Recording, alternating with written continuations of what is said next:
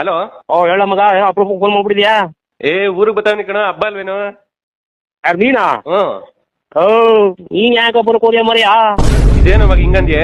ಊರಿಗೆ ಬಾ ಹಬ್ಬಕ್ಕೆ ಅಂತಾರೆ, ನೀನ್ ನೋಡಿದ್ರೆ ಹಬ್ಬಕ್ಕೆ ಬರ್ಬೇಡ ಅಂತೀಯಲ್ಲ? ಅಪ್ಪ ಬ್ಯಾರವ್ರನ್ನೆಲ್ಲ ಊರಿಗೆ ಬರ್ಲಿ, ಏನ್ ತೊಂದ್ರೆ ಇಲ್ಲ. ನೀನ್ ಬಂದ್ರೆ ನಮ್ಗ ಗ್ರಾಚಾರ ಕಣಿಯಾ. ಇದ್ಯಾಕಪ್ಪ ಹಿಂಗಂದ್ಯೆ? ಏನಪ್ಪ ಮಾಡಿದ್ದೆ ನಾನ್ ನಿನ್ಗೆ?